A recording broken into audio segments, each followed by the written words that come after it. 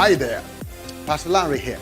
Welcome to another exciting episode of Pastor Lanre Uncensored. Today, I want to discuss something that I find interesting, and I want to be talking to single people. This particular broadcast is for single people, and it's simple. I'm even wondering how I'm going to coin it. So it's I've been proposed to, but it's been 3 years now. Do I walk away? Okay, so extended relationships, do I walk away? I've been proposed to. I am in an engagement, but the marriage is taking too long to happen. Do I walk away? That's what I want to speak to today. And before we go into our discussion, let's take this time of worship from the one and only Ike, the combophonist. I'll be right back.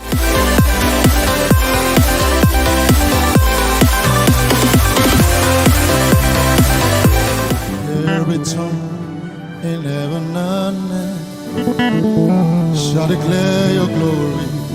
Every knee shall bow at your throne. In worship you'll be exalted, oh Lord. And your kingdom shall not pass away. Every tongue in heaven and earth shall declare your glory. Every knee shall bow at your throne. In worship you will be exalted, oh Lord. And your kingdom shall not pass away. Oh, ancient of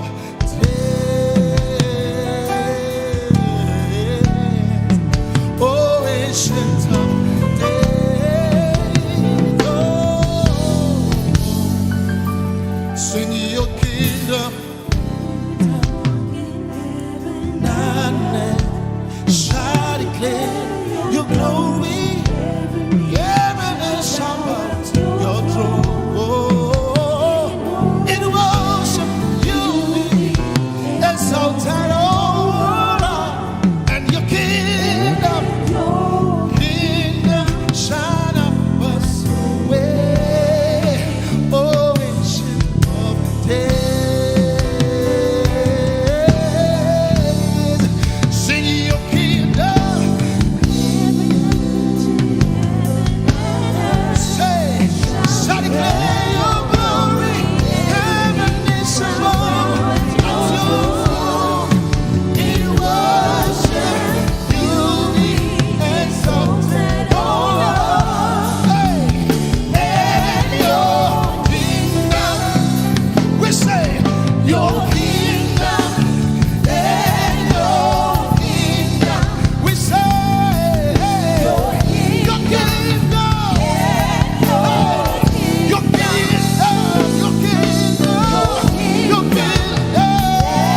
your kingdom shall never pass away. Your blessings shall never pass away. Your favor shall never pass away. Your kingdom,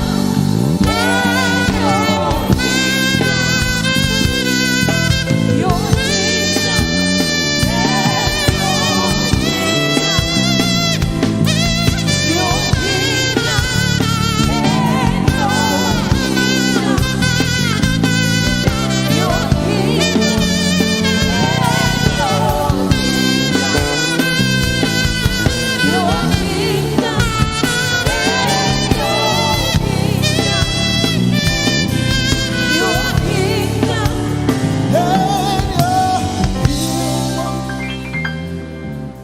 Your kingdom and your kingdom.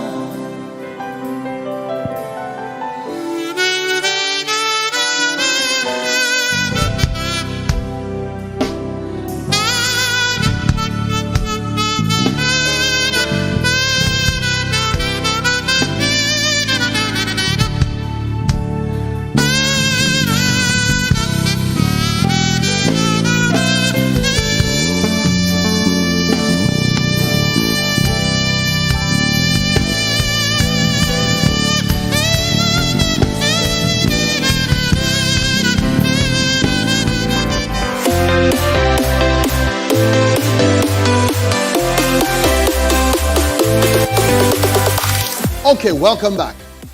Thank you very much, Ike the Combophonist, for that time of worship.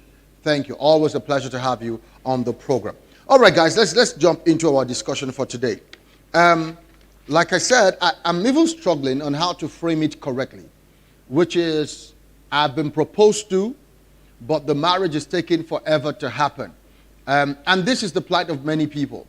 Or I've proposed to someone, so we are officially engaged, but it's been 3-4 years.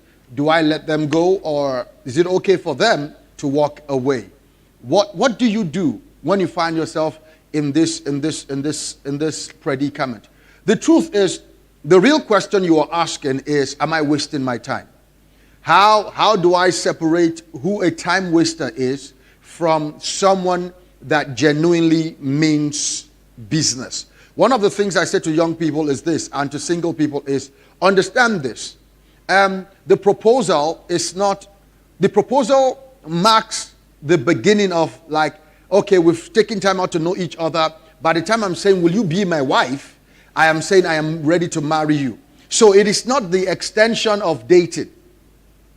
Proposal is the countdown. This is the countdown for when the marriage is supposed to happen. So from your proposal, I would expect that really the next set of things that we should be hearing should be wedding date announcement. All right? But when these things are long drawn out, then it becomes a problem. Now, the other thing I want to say here is this. When people say they are engaged, first question, when are you getting married? Wisdom dictates that before you propose to somebody, you've sat down, you've counted the cost, you've put a date, you have a plan in view. All right? And if you are not ready to marry, then why propose? Now, it's been said that certain people propose because they are worried that if they don't bring the proposal, the person is going to walk away. Now, I don't think that is fair. I don't think that a proposal should be some kind of chain or shackle that you used to shackle someone, even though you are not ready. I typically will say that you don't want to keep your courtships unnecessarily too long, really. And there's no hard and fast rule. People have asked me, oh, Pastor, when is a long enough time to court? Or when is too short to marry? Truth is that everybody is going to have to chart their own course in that regards. I feel courtship, anything from 6 months to 1 year, you should be ready to go. All right? And I do understand that there are situations that happen to us in life that we don't plan for, that may cause this time now to become extended. And I understand that. All right? Some people use courtship as a means to keep their partners from leaving them. I mean, they use the proposal as a means to keep their partner from leaving them. I don't think that is what you ought to do. I don't think that is something that you should be doing. One has to be ready for marriage before you are saying that you are proposing. Now, if for any reason there is a delay, then that delay must be articulated. Is it money? Is it emotional? Is it spiritual? Is it physical? Is it pressure? You need to be able to identify, why am I proposing? Am I under pressure? Some people propose just because everybody around them is saying to them, you are old enough to do this, why don't you take the plunge? And the person knows that they are not ready. So they do the proposal, satisfy everybody else, and then leave another person's life in limbo because they were never really to take that plunge in the first place. So you need to be able to identify, why are you proposing? Why are you doing this thing that you are doing? A lot of us do some of these things because we're trying to satisfy, especially the people that are closest to us. Now, on the female side at times, maybe it is your pressure that is making him or forcing his hand to propose when he was not ready to propose. Now he has proposed and the marriage is lingering or been delayed, but it was never ready in the first place. It was only reacting to the pressure. So it's always, so where is this going? What are we doing? This person has gotten married, that person got married. Oh, didn't you see that engagement ring? It was really nice. I would like to have that someday. And you drop hints and you do all of these things. And the guy may interpret it as pressure and respond to that pressure by giving you a ring and giving you a proposal. The problem is, I hope he does not make you the Lord of the Rings. Where now you have the ring and it has become a long, drawn-out proposal or engagement, and you can't even see the date of the marriage or the wedding in view. Okay, so the big question is, how do I separate a time waster from someone that is genuinely being careful? Now, there are people who are genuinely careful. They have proposed, but they are still weighing a lot of things, and they are trying to be able to be sure to some extent that this is what they want to do. Now, who do I call a time waster? A time waster is someone who will not let you go, who will propose to hold on to you, but they're not holding on to you because they have any plan of marrying you. They are holding on to you because they are waiting for something better to come along, and they don't like being alone. So they'll just hang on to you until they are ready and someone else comes. And this happens both ways. At times it is the woman, at times it is the guy who's just holding on to somebody. Meanwhile, you know that you are not going to marry him. There are even people, there are ladies that have accepted men's proposal, knowing fully well that they're not going to marry them, but they don't like being alone, so they're going to hold on to you and keep your ring until they find someone better. And when that person better comes on, they find a reason. And I have said it on this show. People that want to walk away from you, any reason is good enough. People that want to break up with you, any reason is good enough. So they will always find a reason to be able to walk away from you. Also for the guys, they may have no intention to marry you, but in order to keep you, they can propose to you, give you a ring, and those, as far as I'm concerned, are time wasters. People who have no intention of marrying you, who only hold on to you until something better comes along, at least in their understanding. That is how they put it. All right, so how do I know? See, genuine people usually are able to articulate the reason for the delay. They are not vague about it. They are not snatching things or excuses from the air. They can tell you, see, we plan that we will move into this kind of apartment. We don't have it yet. I'm saving the money. This is how much I have, and it is in this part of town, and this and this and that. And when this is done, at least we can be able to proceed with the rest of the plan. So there's always some articulateness to them being able to tell you. Their reasons are not vague. So you will know that this person is genuinely just trying to ensure that things are in place before they say, I do. And usually also, they're able to tell you how long it's going to be. So maybe they said it's going to happen in 6 months, and it's not happening in 6 months. And it's not like you are having a negotiation, but they're able to tell you this is the reason why 6 months is no longer feasible. Let's move this thing forward, and let's add another 6 months, let's maybe in a year or thereabout. But they always keep you in the loop. Genuine people will usually keep you in the loop. And at times, genuine people can be, for the lack of a better word, worrisome. Some just want everything to be perfect before they finally sign the dotted lines. And if that is the kind of person you're with, in your interactions and your communications, you should be able to tell them that he that considers the wind will not sow. And if the basics are in place, and you are able to agree on the minimum standards that you want to start your life on, you should be able to proceed from there. You should be able to proceed from there. Because some people are just genuinely, they have envisioned such a perfect life that they don't want anything out of place by the time they are signing the dotted lines and that they are saying, I do. All right?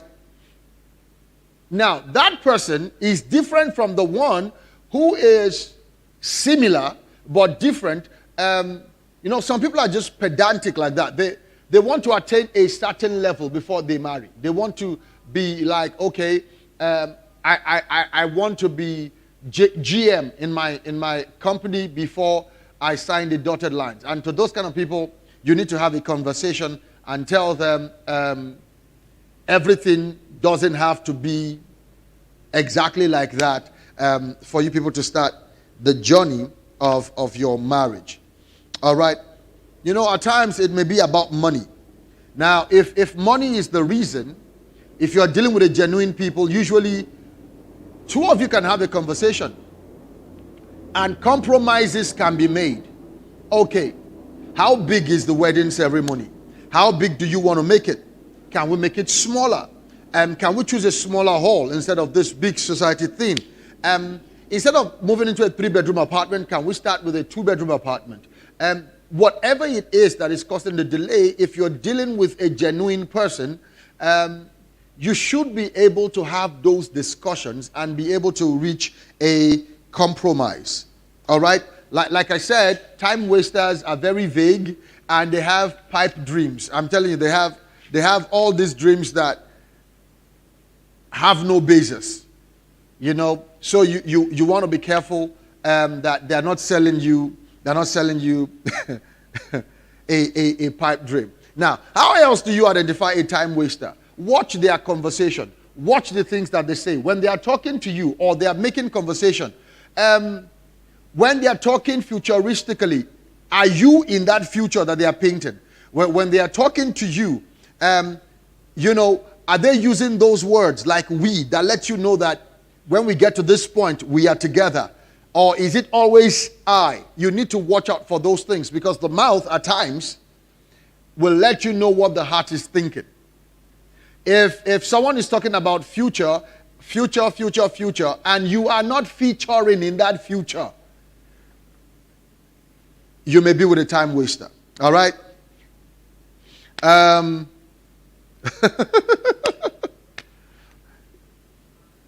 Yeah. Another thing I want to say about a time waster is this. I made a mental note of that and I just checked in my note. They are usually very defensive. When you press and you are asking for details about plans, they get defensive, and oftentimes those kind of discussions will end in a quarrel. When people have what things to hide, when they're not being totally truthful, when you press them, when you just, and when I say press, I'm not saying you are nagging, you're just asking to know. But when you ask direct questions, they get fidgety, they get defensive, they get overly sensitive, and they deflect the questions. Maybe you are dealing with a time waster, and when you find yourself in that place, you need to tell yourself the truth. Do I want to keep doing this, or do I want to walk away? All right. Time wasters can even get aggressive if you ask direct questions. Like, okay, you said what is causing the delay is the house. How many of the house have you visited? Can I follow you? They can get aggressive and turn into a quarrel, and you're wondering, but I'm only trying to help, and all of that. You may be dealing with a time waster. But please understand this. The fact that someone is also exhibiting these traits does not mean that they're a time waster. That is where you need the Spirit of God, where you need discernment to be able to know exactly what you are dealing with. All right?